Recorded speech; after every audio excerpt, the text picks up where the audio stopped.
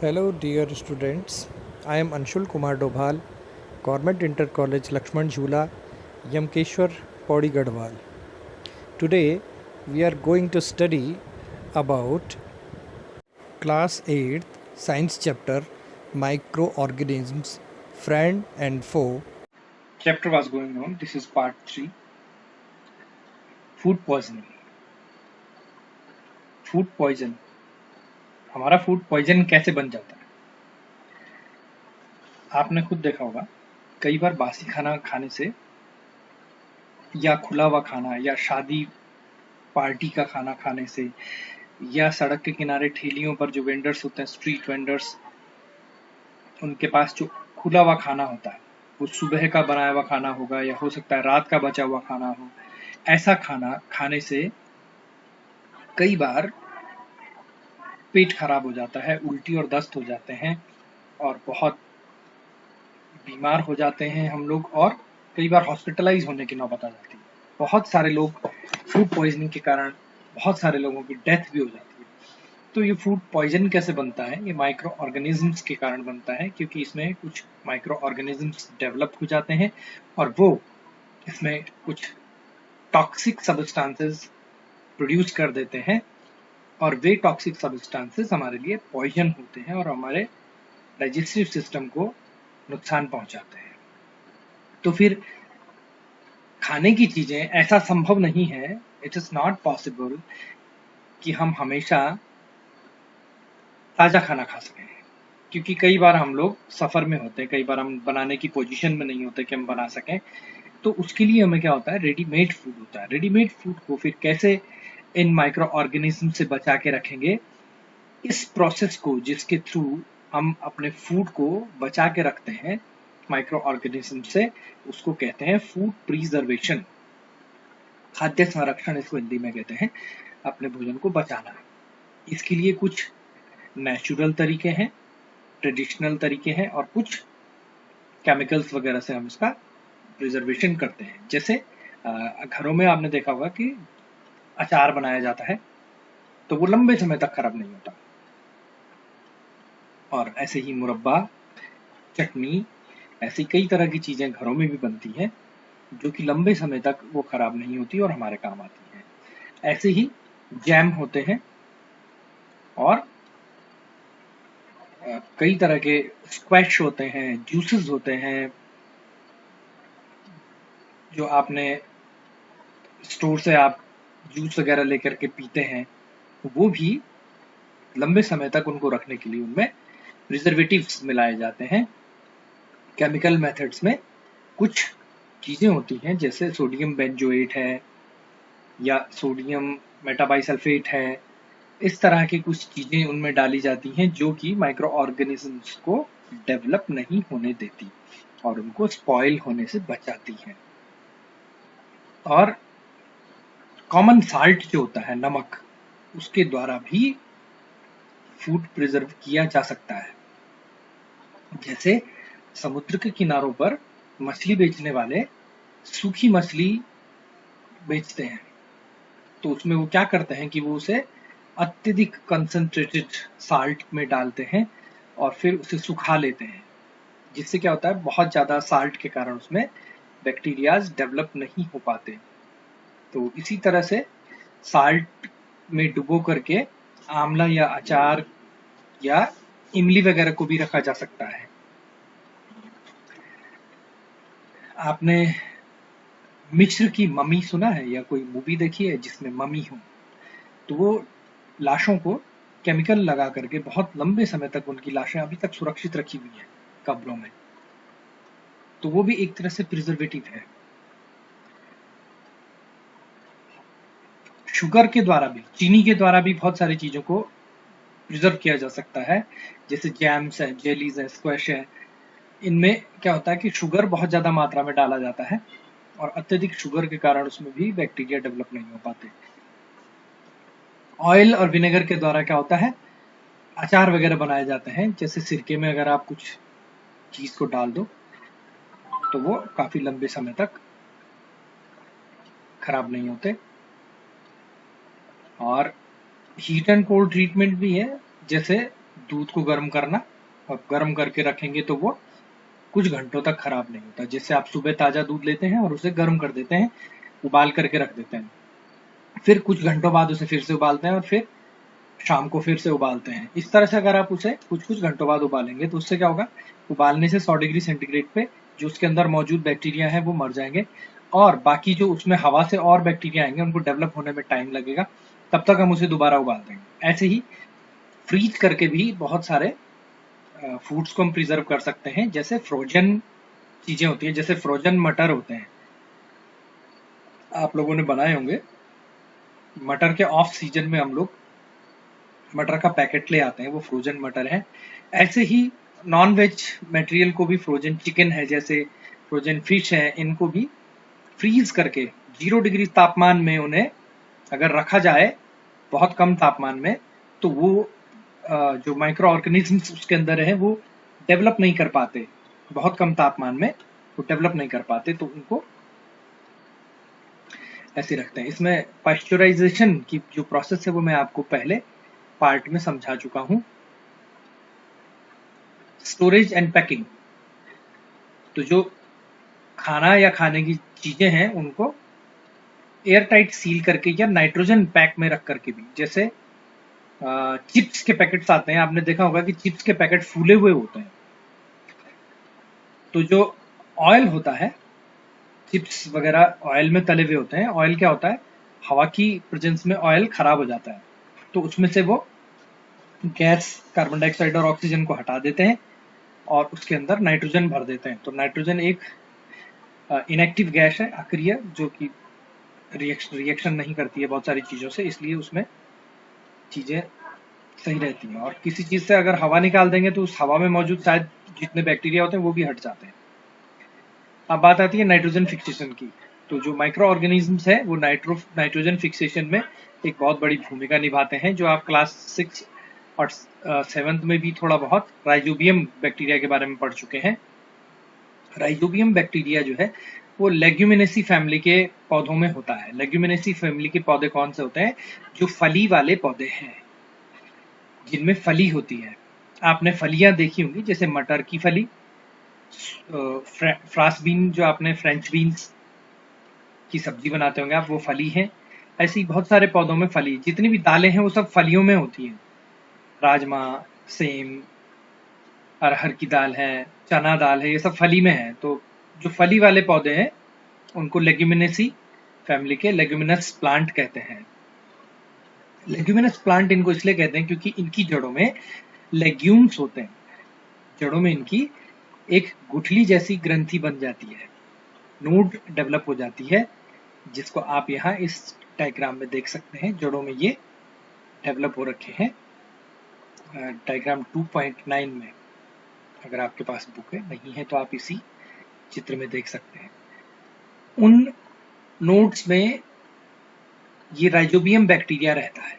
इस rhizobium bacteria का क्या काम है, इसका काम है कि जो हवा में नाइट्रोजन है, 78 मोर देन 78% नाइट्रोजन, उसको हवा से लेकर के और उसको नाइट्रोजनस कंपाउंड में बदल करके वो पौधों की जड़ों के द्वारा पौधों को देता है।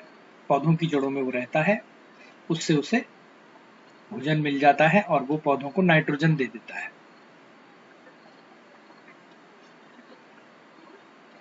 नाइट्रोजन क्यों जरूरी होता है, क्योंकि नाइट्रोजन से प्रोटीन बनता है, और प्रोटीन सारे पौधों की और प्लांट्स के और एनिमल्स के बॉडी का एक मेजर पार्ट है। प्रोटीन से हमारे बॉडी बनी हुई होती है, और बॉडी में बहुत सारी चीजें प्रोटीन से बनती है। आपकी बॉडी में जो मांस है वो प्रोटीन है, और जो ब्लड है उसका जो हीमोग्लोबिन है वो भी एक प्रोटीन है, और जो सांप का जहर होता है वो भी एक प्रकार का प्रोटीन होता है। तो प्रोटीन्स जो है उनको बनने के लिए नाइट्रोजन की जरूरत होती है। फिर क्या होता है, जब पौधे मर जाते हैं या एनिमल्स मर जाते हैं, तो उसके बाद उनके जो शरीर हैं उनको बैक्टीरिया, फंजाई वगैरह वगैरह, जो माइक्रो ऑर्गेनिजम्स है, ये खा करके डिकम्पोज कर देते हैं, सड़ा गला करके डिकम्पोज कर देते हैं और इनकी बॉडी में जो प्रोटीन है उसका नाइट्रोजनस वेस्ट बना करके नाइट्रोजन कंपाउंड्स के रूप में बदल करके मिट्टी में मिला देते हैं, जो पौधे वापस फिर से ले लेते हैं। इस तरह से एक नाइट्रोजन का एक साइकिल चलता रहता है। आपकी बुक में एक डायग्राम है जिसको आप देख सकते हैं। एटमॉस्फेरिक नाइट्रोजन है, तो ये क्या होती है, दो तरह से। एक तो लाइटनिंग, जब बिजली चमकती है, तो बिजली चमकती है तो इसका कुछ भाग नाइट्रोजन कंपाउंड्स के रूप में पानी में और बारिश में आ जाता है, जो कि मिट्टी में आ जाता है, और ये बहुत कम मात्रा में होता है। दूसरा, नाइट्रोजन फिक्सिंग जो बैक्टीरिया है, नाइट्रोजन फिक्सिंग बैक्टीरिया जैसे अभी हमने बताया था राइजोबियम वगैरह है, वो इस एटमॉस्फेयर की नाइट्रोजन को लेकर के इसको नाइट्रोजनस कंपाउंड्स में बदल करके और फिर इसको मिट्टी में मिला देते हैं। मिट्टी में मिलाने के बाद क्या होता है, bacteria turns compound of nitrogen into gaseous nitrogen, और फिर वो जो कंपाउंड्स मिट्टी में मिलाए थे उन्होंने, उन कंपाउंड्स को प्लांट्स ले लेते हैं, प्लांट्स को एनिमल खाते हैं, एनिमल के खाने के बाद एनिमल मरता है, फिर से मिट्टी में मिलता है, मिट्टी में मिलने के बाद वो फिर से एक सर्किल चलता रहता है, फिर से प्लांट के द्वारा लिया जाता है और फिर से एनिमल उसको खाता है, फिर एनिमल फिर मरता है, फिर वो मिट्टी में जाता है। इस तरह से एक साइकिल चलता रहता है।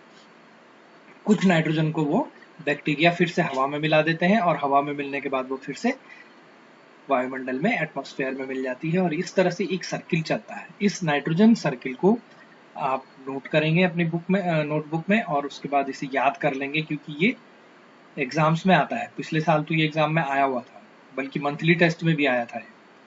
इस प्रकार से ये जो चैप्टर है इसमें कुछ कीवर्ड्स हैं, जैसे एल्गी है, एल्गी शैवाल को कहते हैं, जो पानी में आपने हरा कलर देखा होगा, या नदी के किनारे आप लोग अगर रहते हैं तो नदियों में आपने एक चिकना, पत्थरों पे चिकनी हरी हरी सी चीज उगी हुई देखी होगी, उसको काई भी बोलते हैं, वो एल्गी है, शैवाल है।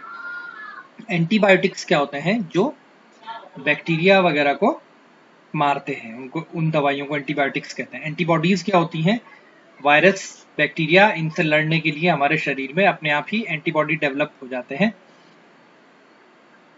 और बैक्टीरिया क्या होते हैं, बैक्टीरिया जीवाणु होते हैं जो बहुत छोटे होते हैं, आंखों से नहीं दिखाई देते हैं। कैरियर क्या होता है, कैरियर बोलते हैं वाहक को, यानी ले जाने वाले को, एक जगह से दूसरी जगह जो बीमारी को ले जाता है उसको कैरियर बोलते हैं। कम्युनिकेबल डिजीज किनको बोलते हैं, जो बीमारियां एक व्यक्ति से दूसरे व्यक्ति में फैलती हैं। कुछ डिजीज ऐसी होती हैं जो फैलती नहीं है, एक से दूसरे में नहीं जा सकती, उनको नॉन कम्युनिकेबल डिजीज कहते हैं। और कुछ बीमारियां ऐसी होती हैं कि जो व्यक्तियों के एक दूसरे से संपर्क में आने से ट्रांसफर हो जाती है, उनको कम्युनिकेबल डिजीज कहते हैं। फर्मेंटेशन का हिंदी शब्द किण्वन है, और ये हमने आपको बताया था कि कैसे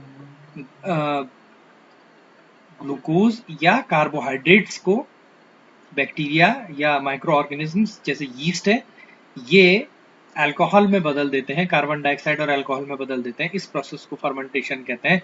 और फंजाई किसे कहते हैं, फंजाई है फफूंदी कवक, जैसे कि मशरूम और डबल रोटी पर उगने वाली, या आपने देखा होगा बरसात के दिनों में चमड़े के जूते और चमड़े की जैकेट्स वगैरह पे भी एक हरे हरे कलर का कुछ डेवलप हो जाता है और वो उनको खराब कर देता है। लैक्टोबैसिलस एक बैक्टीरिया का नाम है। लैक्टो का मतलब होता है दूध का, जो दूध से संबंधित चीज है उसको लैक्टो बोलते हैं। और बैसिलस जीवाणु का एक प्रकार है, बैक्टीरिया की टाइप है। तो लैक्टोबैसिलस दूध में पाया जाने वाला बैक्टीरिया है जो दूध को खराब करता है, दही बनाता है। माइक्रो ऑर्गेनिज्म्स किसे कहते हैं, माइक्रो शब्द होता है सूक्ष्म, और ऑर्गेनिज्म का मतलब होता है जीव, सूक्ष्म जीव, बहुत ही छोटे ऐसे जीव जो हमें आंखों से नहीं दिखाई देते। नाइट्रोजन साइकिल क्या है, ये हमने अभी अभी ऊपर देखा है डायग्राम में। नाइट्रोजन फिक्सेशन क्या है, नाइट्रोजन को वायुमंडल से लेकर के और उन्हें नाइट्रोजनस कंपाउंड्स में बदल देना नाइट्रोजन फिक्सेशन कहलाता है। पाश्चराइजेशन क्या है, ये मैंने आपको बताया था कि 100 डिग्री से पहले ही, यानी 70 डिग्री पे दूध को गर्म किया जाता है और उसे फिर तुरंत ठंडा किया जाता है और ठंडी अवस्था में ही उसे रखा जाता है काफी समय तक, तो वो दूध लंबे समय तक खराब नहीं होता। इस चीज को पाश्चराइजेशन कहते हैं। ये सिर्फ दूध में ही नहीं बल्कि अन्य चीजों में भी ये प्रक्रिया इस्तेमाल होती है। पैथोजन किसे कहते हैं, जो बीमारी पैदा करने वाले माइक्रो ऑर्गेनिजम्स हैं उन्हें पैथोजन कहते हैं। प्रिजर्वेशन क्या है? खाद्य पदार्थों को, फूड मटेरियल जो होते हैं, फूड को और फूड मटेरियल को अगर लंबे समय तक बचा करके रखना है, माइक्रो ऑर्गेनिज्म से बचा करके रखना है, उसको फूड प्रिजर्वेशन कहते हैं। प्रोटोजोआ क्या है? प्रोटोजोआ एक तरह के बहुत छोटे माइक्रो ऑर्गेनिजम्स हैं जो हमारे आसपास पाए जाते हैं। उनमें से कुछ फायदा पहुंचाते हैं, कुछ नुकसान पहुंचाते हैं। जैसे मलेरिया पैदा करने वाला एक प्रोटोजोआ होता है जिसका नाम है प्लाज्मोडियम वाइवेक्स। ऐसे ही अमीबा भी एक प्रोटोजोआ है। राइजोबियम क्या है? राइजोबियम एक बैक्टीरिया है जो लेग्यूमिनेसी फैमिली के पौधों की जड़ों में पाया जाता है। इन पौधों को दाल वाले पौधे या पल्सेस भी कहते हैं। वैक्सीन क्या है?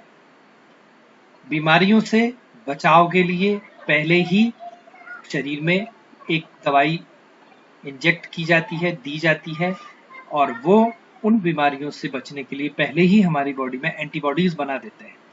ऐसी दवाई को वैक्सीन कहते हैं। जैसे आप आजकल सुन रहे होंगे कि कोरोना की वैक्सीन अभी नहीं बनी है और सारे दुनिया के वैज्ञानिक इस प्रयास में है कि जल्दी से जल्दी वैक्सीन बनाई जाए। जब ये वैक्सीन यानी टीका बाजार में आ जाएगा, लोगों को लग जाएगा, तब शायद लोग कोरोना से बच पाएंगे। वायरस क्या होते हैं? वायरस एक तरह के माइक्रो ऑर्गेनिजम्स भी नहीं कहेंगे इनको, ये जीवित भी नहीं होते और निर्जीव भी नहीं होते, लेकिन ये माइक्रो ऑर्गेनिज्म इसलिए कहेंगे क्योंकि ये डेवलप करते हैं और बीमार करते हैं हमको। यीस्ट क्या है? यीस्ट एक तरह का फंजाई है जो कि बेकिंग इंडस्ट्री में और अल्कोहल इंडस्ट्री में बहुत प्राचीन समय से इस्तेमाल होता है।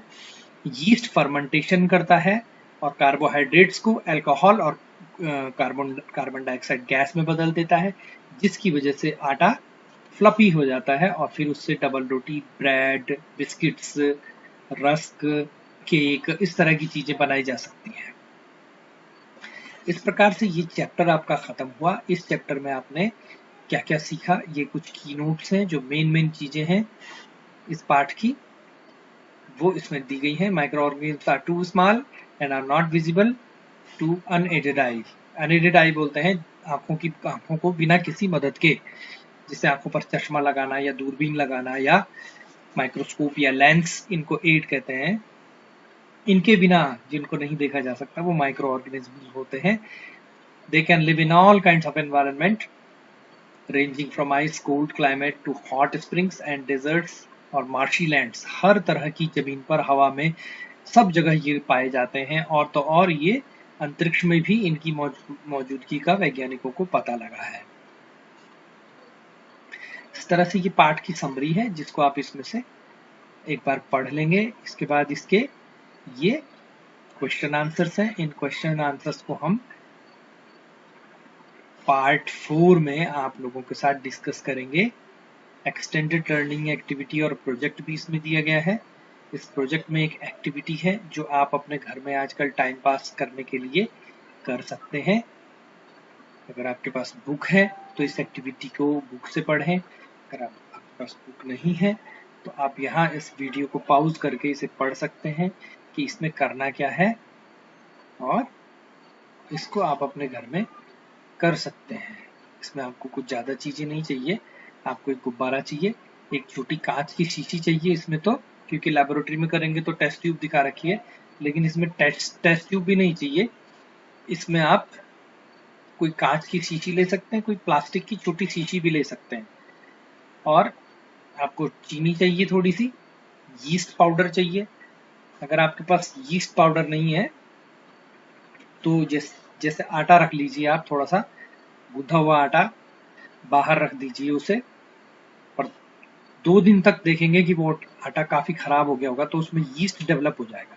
वही यीस्ट आप उसमें से थोड़ा सा लेकर के अपनी शीशी या बॉटल जिसमें आप ये एक्सपेरिमेंट कर रहे हैं उसमें डाल सकते हैं। और गुब्बारा चाहिए आपको 2-3, और लाइम वाटर चाहिए, चूने का पानी। उसके द्वारा आप इस एक्टिविटी को कर सकते हैं। इफ पॉसिबल मैं एक वीडियो में आपको ये एक्टिविटी करके भी दिखा दूंगा। लास्ट में ये डिड यू नो है आपके पढ़ने के लिए। बैक्टीरिया क्या है? वो पृथ्वी के सबसे ज्यादा पुराने प्राणी हैं, हमसे ज्यादा पुराने रहने वाले हैं इस पृथ्वी के। हम बाद के हैं, बाद में डेवलप हुए हैं, और जितने भी इस पृथ्वी पर ऑर्गेनिजम्स हैं, हाथी से लेके व्हेल से लेके सब, ये सब बने तो सबसे शुरू में एक यूनिसेल्युलर, जैसे कि माइक्रो ऑर्गेनिजम्स होते हैं, इन्हीं से डेवलप हुए हैं। इसलिए हम ये भी कह सकते हैं कि ये हमारे और सारे समस्त जीवधारियों के, पौधों के भी और एनिमल्स के भी, इन सब के ये पूर्वज हैं। इस तरह से ये चैप्टर यहाँ खत्म होता है।